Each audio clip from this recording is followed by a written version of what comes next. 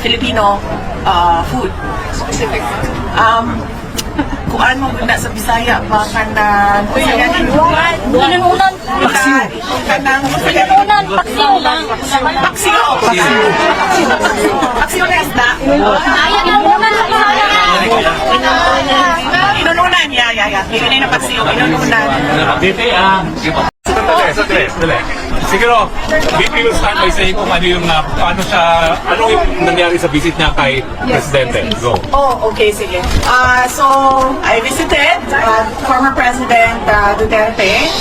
He is in the hospital wing of the detention center. And he is in good spirits. He is well taken care of. Nag-comment lang siya na he really misses Filipino food. Yun lang. But very recently sa meal nila, meron ng rice. So that was a good development. And then we discussed about his legal team. And we discussed about the family. And we discussed about the country. Okay, questions now? Gano'n pa tagal yung visit niyo kay President Harap?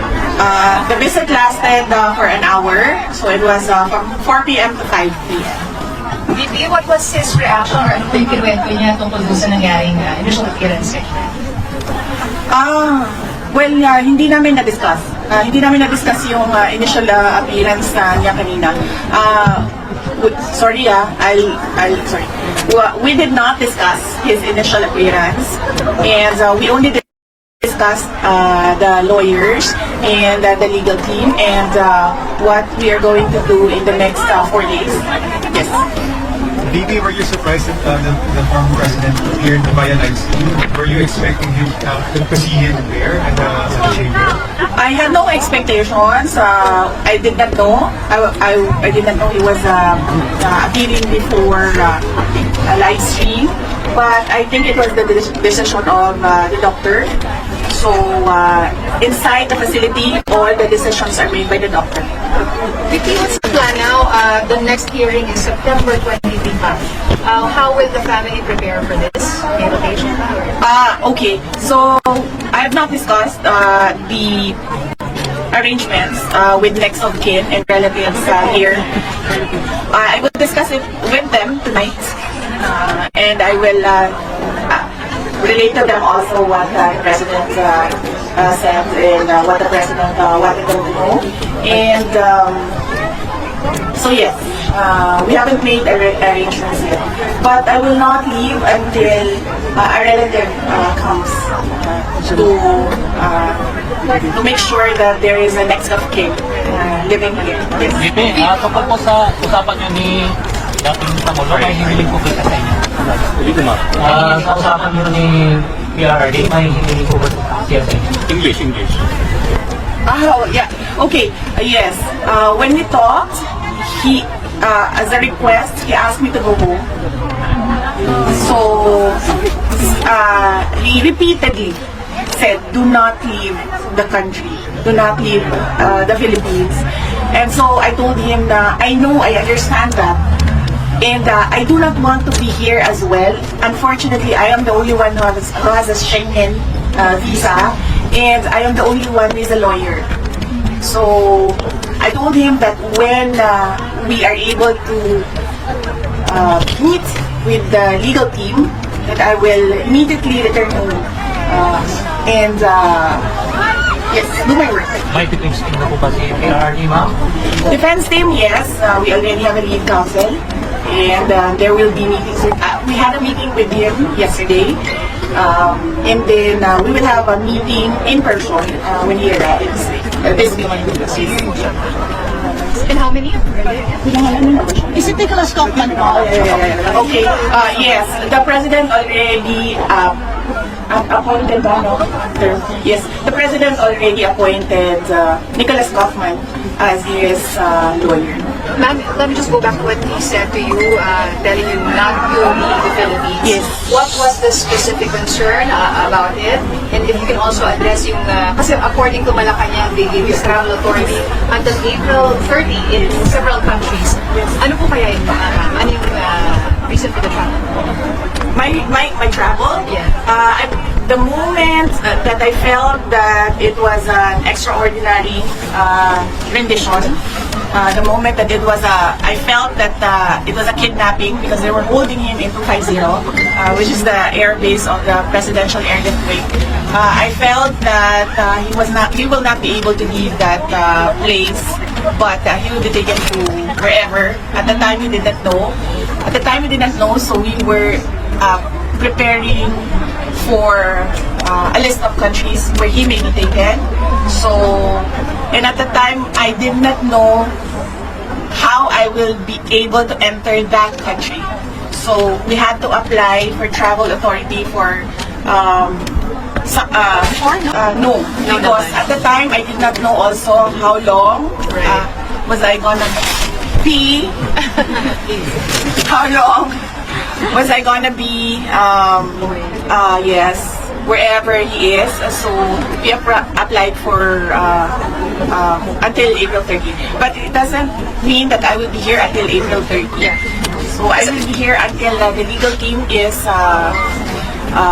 doing their work already, and another relative is here to assist me. Did he explain his concerns why you shouldn't, leave the Philippines?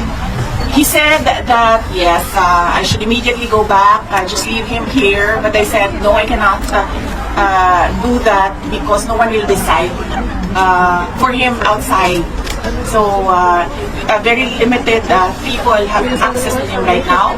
So I told him that I just have to form that legal team. Then I can work remotely in the Philippines, talking to the legal team, and then yes. So I just need the next of kin to come here, and everyone's applying for visa right now. Pero wala po siyang fears that it will be taken advantage of your absence? Well, he did not express fears about taking advantage. Some people or whoever taking advantage of my absence, but he repeatedly said that you must not leave the Philippines. You must go back to your country. You're not supposed to be here. And then I insisted that yes, I know what I have to do, and that I just need to set up something here in The Hague, and then I will immediately go back to the Philippines. VP, What was the disposition for the president when you saw him? And were you able to see po yung detention center, detention area for former president? No, I was not allowed inside his detention area. We met in the visiting area. Visitors area, and the demeanor was, they look well rested. I asked him that. I said, "You look well rested," and then he said that, "Well, I don't do anything here except sleep and watch TV because he has access to a TV." And then I also, and then I asked him about the food because I know his preferences for food, and then he said yes. Well, that's my only complaint is that I really miss Filipino food. Specific. Kung ano na sa Bisaya ba kanan Inununan. Inununan. Paksiw lang. VP, comment po doon sa plano ng mga otoridad na i-raid po yung tahanan ng mga Duterte sa Davao City. Ito ba yung makonsider mo na part para papagsagin ng mga Duterte family? Yes, I heard about that. The search warrant applied for all the houses, all our houses, all the members of the family. And I mentioned to my siblings that you don't have control over this anymore. So I just told them that just secure your valuables and then just allow them to do the search. And then we expect that there will be planted evidence inside the houses. So I told them that we'll just have to face that as well, because that is the template that they did with former Congressman Arnie Teves. It's exactly the same template. So I told them that it's pointless. It's pointless to fight. So just allow it to happen. It doesn't mean that that search is illegal. But then I told them that no one should be hurt. No one should resist. Just allow them to do whatever that is illegal. Ma'am, ini-comment po doon sa sinabi ni PCO Castro na walang kidnapping na nangyari sa lahat po ay may papeles tungkol po sa pagaresto. Well, it was really kidnapping. You see the comments all around the world from experts. Yes.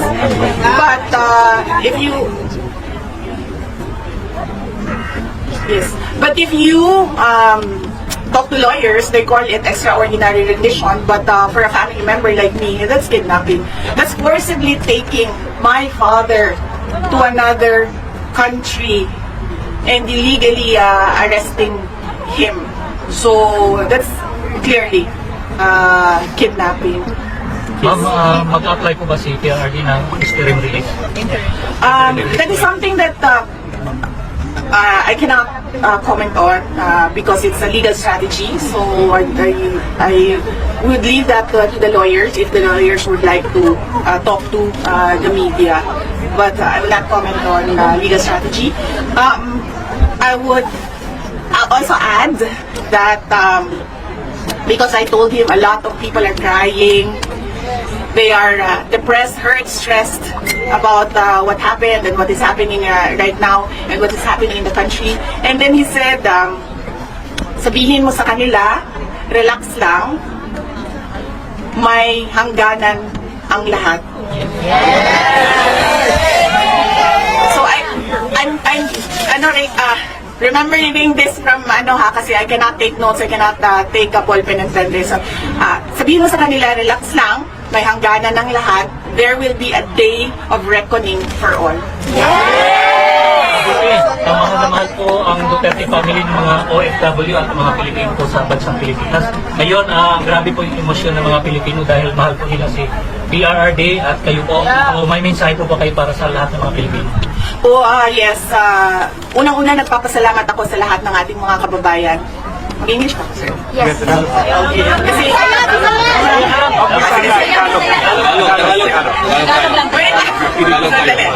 Okay. Sige. Gadget lang ha. Gadget lang. Start with first off, I'd like to thank all our countrymen for your prayers and your profound support to the former presidents. We can feel your love. We can feel your anger. We can empathize with everyone's rage about what happened. And let us not be